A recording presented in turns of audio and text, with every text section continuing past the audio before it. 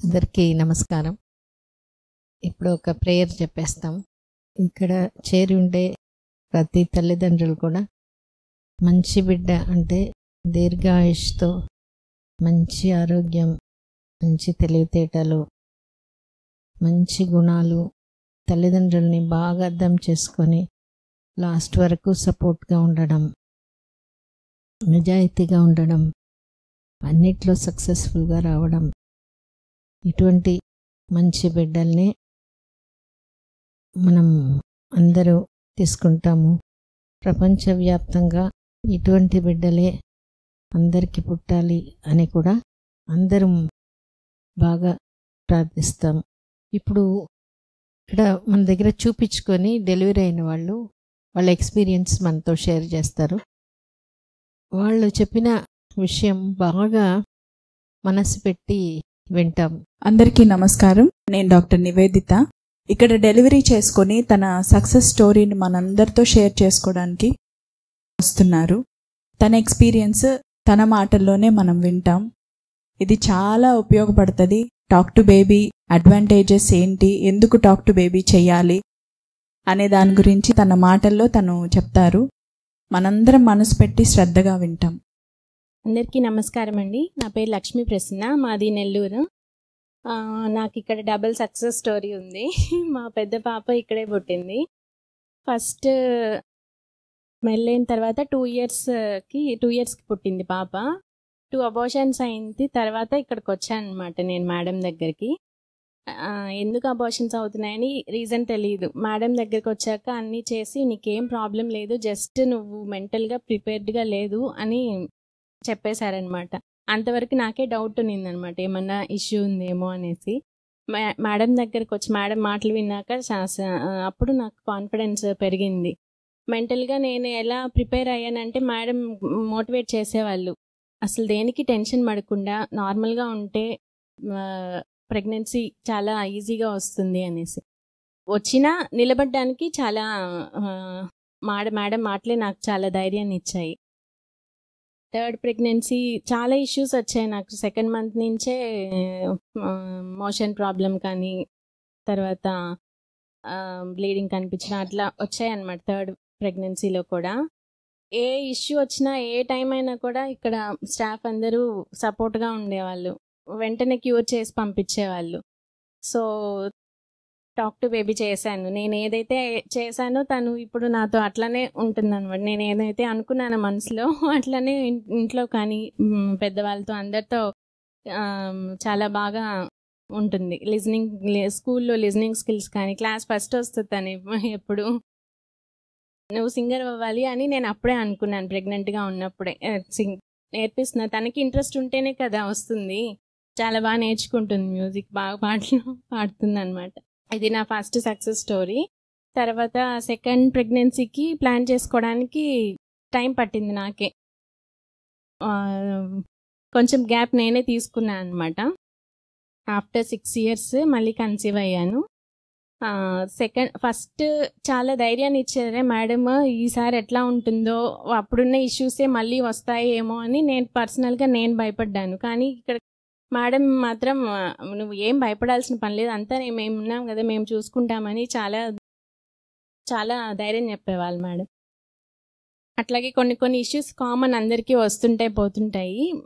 But మనం first ధైర్యంగా ఉండాలి. నాకు మేడం మీద హోప్ అంటే మేడం చూస్తేనే నాకు ఆటోమేటిక్గా వచ్చేస్తుంది. ఆ ధైర్యం అనేది వస్తుంది మేడం మాటల్లో. ఏమున్నా ఇష్యూ సాల్వ్ అయిపోతుంది అనే ధైర్యం వచ్చేస్తుంది ఆటోమేటిక్గా. అట్లా 5th మంత్లో కొంచెం ఇష్యూ వచ్చింది. ఆ మంత్లోనే సెట్ అయిపోయింది. ఎట్లా అంటే మెంటల్గా నువ్వు కొంచెం ఏదో డిస్టర్బెన్స్కి ఉన్నావు అనేసి కౌన్సిలింగ్ ఇచ్చారు మేడం. సో ఆ ఆలోచనలన్నీ పక్కన పెట్టేశాను ఫస్ట్. మేడం దగ్గరకు వచ్చాక అది నాకు సెట్ అయిందనమాట. దెన్ డెలివరీ టైం అప్పుడు 3 days అయింది. నేను 36 weeksకి తను పుట్టింది. 2nd పాప కూడా అట్లనే అవుతుంది అనుకున్నాను. 36 weeks కరెక్ట్గా అట్లనే డెలివరీ అయిపోయింది నాకు. 3 days ఉన్నాను హాస్పిటల్లో. ఇంకా బయట ఎక్కడైనా అయితే నాకైతే ఖచ్చితంగా సిజేరియన్ చేసేవాళ్ళు డెలివరీ టైంలో. 3 days కూడా కొంచెం పెయిన్స్ వస్తున్నాయి, డెలివరీ అవ్వట్లేదు. అయినా హోప్ ఎక్కడ వదులుకోలేదు. నార్మలే చేస్తారు మేడం, ఇక్కడే ఉండాలి అనేసి జాయిన్ అయిపోయాను. జాయిన్ అయిన 2 days వరకు లైట్గా పెయిన్స్ వస్తున్నాయి పోతున్నాయి, కానీ హోప్ అయితే వదలి. ఇంట్లో వాళ్ళు కొంచెం నమ్మకం తగ్గింది, అయినా కూడా నేను ఇక్కడే ఉంటాను, నార్మల్ చేయించుకొనే వెళ్తాను అని నేను పట్టుబట్టి కూర్చున్నాను. 3rd dayకి మేడం నార్మల్ డెలివరీ చేసేసారు. కొంచెం ధైర్యంగా మనకి మనం చెప్పుకోవాలి ఫస్ట్ బేబీకి. సో 3rd dayకి 10 minutesలో వెళ్ళాను, 10 minutesలో డెలివరీ చేసుకొని వచ్చేసాను. ఇప్పుడు పాప చాలా బాగా రెస్పాండ్ అవుతుంది. 2nd month 3rd month నుంచి అందరినీ చూడడం, నవ్వడం చాలా హ్యాపీగా ఉంది నాకు. టాక్ టు బేబీ సెకండ్ ప్రెగ్నెన్సీలో ఎప్పటి నుండి స్టార్ట్ చేశారు? ఏం చెప్పేవారు? నేను చాలా ఎర్లీగా స్టార్ట్ చేశాను. తనప్పుడు 3rd 4th month అప్పుడు. ఇప్పుడు కూడా సేమ్ 2nd month నుంచే నేను టాక్ టు బేబీ అనేది స్టార్ట్ చేశాను. డెలివరీ మనం నార్మల్గా ఫ్రీగా చేసుకోవాలి అని సపోర్ట్ చేస్తూ వచ్చాను. మెంటల్గా నేను నార్మలే చేసుకుంటాను, నువ్వు సపోర్ట్ చేయాలి బాగా అని చెప్పి మా హస్బెండ్ కూడా నాకు చాలా సపోర్ట్ ఇచ్చేవాళ్ళు. మేడం ఇద్దరం కలిసే వస్తాం, మేడం చెప్పే తను కూడా బాగా వినేవాళ్ళు, మేడం చెప్పినవన్నీ ఫాలో అయ్యేవాళ్ళు. బాగా సపోర్ట్ చేసి ఇట్లానే పెట్టి చెప్తూ ఉండేవాళ్ళు. తనే మేము ఏమైతే చెప్పామో సేమ్ తను అట్లనే రెస్పాండ్ అయ్యింది.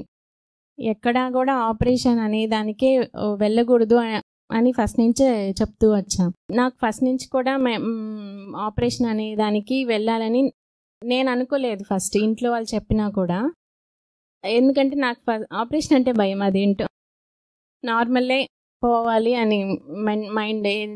ఎంత కష్టమైనా సరే పర్లేదు, నార్మల్కే వెళ్ళాలి అని అనుకున్నాను. దానికి కొంచెం ఇష్యూస్ ఉన్నా కూడా ఏం పర్లేదమ్మా నీకు నార్మల్ అవుతుందని మేడం కూడా సపోర్ట్ ఇచ్చారు. ఆ సపోర్ట్ వల్లే నేను సక్సెస్గా చేసుకోగలిగాను. లేదు అంటే కొంచెం భయం అనేది ఉంటుంది ఎవరికైనా, కానీ మీరు చెప్పే ధైర్యంలోనే మాకు సపోర్ట్ అనేది దొరుకుతుంది మేడం. ఇక్కడ స్టాఫ్ సపోర్ట్ ఎలా ఉన్నింది మీకు? డెలివరీ అంటే సెకండ్ డెలివరీ టైంకి ఎట్లా ఉన్నింది? స్టాఫ్ ఫస్ట్ నుంచి కూడా ఫస్ట్ టైం కానీ సెకండ్ టైం కానీ అసలు చాలా మంది ఉన్నారు ఇక్కడ. 7 years చూస్తున్నాను కదా, సేమ్ చాలా మంది ఉన్నారు. నన్ను చూడంగానే గుర్తుపెడతారు. స్టాఫ్ మాత్రం అల్టిమేట్. అసలు ఎప్పుడు కూడా ఏ టైం అయినా కూడా జాయిన్ అయినా కూడా కానీ, ప్రెగ్నెన్సీ హోల్ జర్నీ అయినా కానీ, ఏ చిన్న దానికైనా ముందు వాళ్ళతోనే కదా మాట్లాడతాము. అసలు వాళ్ళ సపోర్ట్ చాలా అల్టిమేట్. అసలు చాలా హెల్ప్ చేశారు. అసలు ఇంత విసుగు అనేది కూడా ఉండదు ఎక్కడ కూడా. మనకి ఏ ప్రాబ్లం ఉన్నా కూడా ధైర్యంగా చెప్పగలుగుతామంటే వాళ్ళు రిసీవ్ చేసుకునే దాన్ని బట్టే కదా మనం ఎక్స్ప్రెస్ చేస్తాము. స్టాఫ్ చాలా అల్టిమేట్. చేస్తుంది మేడం. తనకి నువ్వేం చెప్పేదాన్ని బేబీకి? పెద్ద సింగర్ అవ్వాలంట. నువ్వు సింగర్ అయిపోయావు, బేబీని కూడా సింగర్ అవ్వమనే చెప్పావా? సింగింగ్ బాగుంటుందమ్మా, బాగుంటుంది. నీకు ఇష్టమా? ఎప్పటి నుంచి ఇష్టం నీకు సింగింగ్ అంటే? పెద్దయినప్పటి నుంచి. నువ్వు పెద్ద అయినప్పటి నుంచి నీకు సింగింగ్ అంటే ఇష్టము. మరి బేబీ దగ్గర పాటలు పాడేదానివా? పాడేవా? పాడలేదు. ఇప్పుడు పాడు మరి. బేబీ వచ్చేసింది కదా, ఇప్పుడు డైలీ పాడు పాట బేబీ దగ్గర కూర్చొని. ఇంకా చిన్నప్పుడే బేబీ కూడా నేర్చేసుకుంటుంది. బాగా చదువుతావా నువ్వు? ఒక్కసారి చెప్తే చాలా నేర్చేసుకుంటావా? ఫస్టా నువ్వు? కొంచెం భయపడుతుంది కానీ మాట్లాడుతుంది బాగా. మాట్లాడుతుంది. తను చెకప్స్కి వచ్చేది. తన మదర్ డెలివరీకి వచ్చుంటే తనే మొత్తం హాస్పిటల్ అంతా తిరిగేసి పాప పుట్టిన తర్వాత ఎంత హ్యాపీగా ఫీల్ అయిందో. వినూత్న చాలా మంచిది. నా ప్రెగ్నెన్సీలో తను కూడా నాకు చాలా సపోర్ట్ ఉండేది. బేబీ అయినా కూడా చాలా మెచ్యూర్డ్గా హెల్ప్ చేసేది. తను హాస్పిటల్కి వచ్చినప్పుడు కానీ పక్కనే ఉంటుంది. ఫస్ట్ నువ్వే ఎత్తుకోవాలి అంటే తనే తీసుకునింది ఫస్ట్ బేబీని. ఒకసారి డైరెక్ట్గా స్కూల్ నుంచే వచ్చింది. ఎందుకు వచ్చావు నువ్వు స్కూల్ నుంచి అని అడిగితే మా అమ్మ చెకప్ కోసం వచ్చింది, నేను బేబీ హార్ట్ బీట్ వినడానికి వచ్చాను అని చెప్పింది. లోపలికి వచ్చి తన హార్ట్ బీట్ విని బేబీకి హాయ్ చెప్పగానే ఆ బేబీ లోపల మూమెంట్ మేమందరం చూసాము. వాళ్ళ మదర్ పొట్ట మీద మూమెంట్ అట్లా అట్లా వచ్చేసింది. తన గొంతు విని హాయ్ అని చెప్పగానే బేబీ అంత బాగా మూమెంట్ ఇచ్చేసింది తను దగ్గరకు వచ్చి మాట్లాడంగానే. స్కూల్ నుంచే డైరెక్ట్గా వచ్చేసింది. అంత బాగా ఇష్టం వాళ్ళకి ఏర్పడిపోతుంది. అందుకే టాక్ టు బేబీ ఎక్కువ మంది మదర్స్ చెప్తుంటారు, ఫాదర్ మాట్లాడినప్పుడు చాలా మూమెంట్ ఉంటుంది, ఎంత లేట్ అయినా సరే ఫాదర్ గొంతు వినంగానే మూమెంట్ వచ్చేస్తుంది బేబీ. ఆ ఇష్టం ఈమెకి వాళ్ళ పాప అంటే అంత ఇష్టం కాబట్టి ఆమెకు కూడా ఇష్టం అయిపోయింది. నిజంగా మేడం, టాక్ టు బేబీ చాలా హెల్ప్ అవుతుంది. మనం అనుకుంటాం కానీ వాళ్ళు వింటారా లేదా అని. మనం మాట్లాడే ప్రతిదానికి వాళ్ళకి అర్థమవుద్ది, రెస్పాన్స్ ఉంటుంది, పికప్స్ వస్తాయి. చాలాసేపటి నుంచి వస్తున్నాయి నాన్న ఇంక చాలు అంటే మనకు అర్థమవుతుంది కదా, ఆగిపోతాయి అన్నమాట పికప్స్. మనం వాళ్ళు చేసేవన్నీ మనకి ఫీల్ అవుతాం. చాలా ఎర్లీగానే నేను ఫీల్ అయ్యాను. మా హస్బెండ్ ఏం మాట్లాడినా కూడా రెస్పాన్స్ ఉంటుంది వెంటనే, కిక్స్ కానీ అవి మనకు అర్థమైపోతాయి. సో మాట్లాడేది వాళ్ళకి అర్థమవుతుందా లేదా అని డౌట్ పెట్టుకోవలేదు. వాళ్ళకి వాళ్ళు పుట్టాక మీకే అర్థమవుతుంది, మనం టాక్ టు బేబీ చేసాం కదా, సో వాళ్ళు ఇలా రెస్పాండ్ అవుతున్నారు కరెక్ట్ అందరిని అర్థమవుతుంది కదా. వాళ్ళు మీకు వన్స్ పుట్టాక మీకే అర్థమవుతుంది అనమాట. మీ రెస్పాన్స్ కూడా అట్లానే ఉంటుంది. మీరు మనసు పెట్టి మాట్లాడారంటే వాళ్ళకి అన్నీ అర్థమవుతాయి. స్పెసిఫిక్గా సాంగ్ ఏమైనా వినేవారా? విన్నానండి, గణేష్ పాట ఒకటి విన్నాను. ఇప్పుడు కూడా ఆ పాట పెడితే సైలెంట్ అయిపోతుంది మా పాప. దేవుడి పాట చాలా అబ్జర్వేషన్తో వింటుంది, సైలెంట్గా వింటుంది. ఆ పాట పక్కన వెళ్తే ఇంకా ఏడవదు, ఏం చేయదు అనమాట. మన నేనే షాక్ అండి. డెలివరీ అప్పుడు కూడా ఆ పాటే పెట్టుకున్నాను. వాళ్ళకి అలా అలవాటు అయిపోయింది విని విని, సేమ్ ఎవ్రీడే వినేదాన్ని నేను అదే సాంగ్. వినూత్న, మీ బేబీ ఎక్కడుంది ఇప్పుడు? In my house. వదిలేసి వచ్చావు కదా, మరి ఉంటుందా బేబీ? ఏం చేస్తుంది? సైలెంట్గా ఉంటుందా? పడుకొని ఉంటుందా?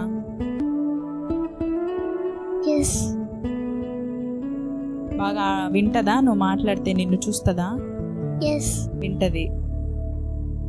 ఏం పిలుస్తావు పాపని? లక్కీ. లక్కీ అంటావా? నువ్వే పెట్టేసావా పేరు? ముద్దు పేరు లక్కీ.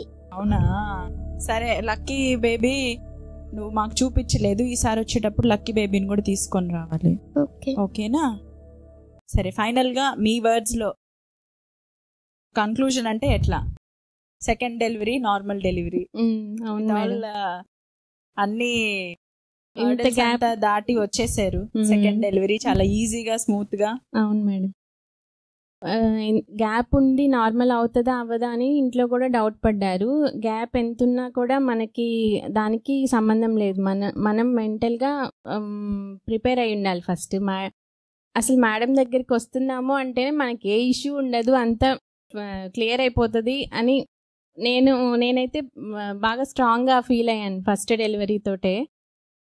ఓవరాల్గా చెప్పాలంటే మేడం వల్లే నేను 2 డెలివరీస్ చాలా సక్సెస్ఫుల్గా, హ్యాపీగా, ఇప్పుడు ఏం ఇష్యూ వచ్చినా కొంచెం ఫీల్ అవుతాం, కానీ ఇప్పుడు ఎంత హ్యాపీగా ఉన్నానంటే నేను మేడం వల్లే అనమాట. నేను బయట ఇంకెక్కడున్నా హెల్త్ పరంగా ఇట్లా సెట్ అయి ఉండేదాన్ని. చాలా టైం పట్టింది. నేను నార్మల్గానే సెన్సిటివ్ బాగా. నేను ఇక్కడికి రావడం వల్ల, మేడం దగ్గర చూపించుకోవడం వల్లే నేను ఈరోజు ఇంత హ్యాపీగా ఉన్నాను. 2 డెలివరీ సక్సెస్ఫుల్గా, నార్మల్గా, హెల్త్ పరంగా అన్ని రకాలుగా సెట్ అయ్యాను ఇక్కడికి రావడం వల్లే మేడం. ఫస్ట్ టైమే నాకు ఇంకొక లైఫ్ వచ్చినట్టు అయిపోయింది ఫస్ట్ డెలివరీ తర్వాత. సెకండ్ అంత కాంప్లికేషన్ లేదు. సెకండ్ నార్మల్గా, ఆ కాంప్లికేషన్స్ చాలా తగ్గిపోయాయి సెకండ్ టైం. సో ఆండాల్ మేడంకి నేను చాలా రుణపడినాను. మేడం చూస్తే నాకు చెప్పలేనంత ధైర్యం అనమాట. ఆటోమేటిక్గా వచ్చేస్తుంది అదేంటో కానీ నాకు. సో ఇక్కడికి రావడం వల్ల నాకు చాలా హ్యాపీగా ఫీల్ అవుతున్నాను మేడం. Thank you.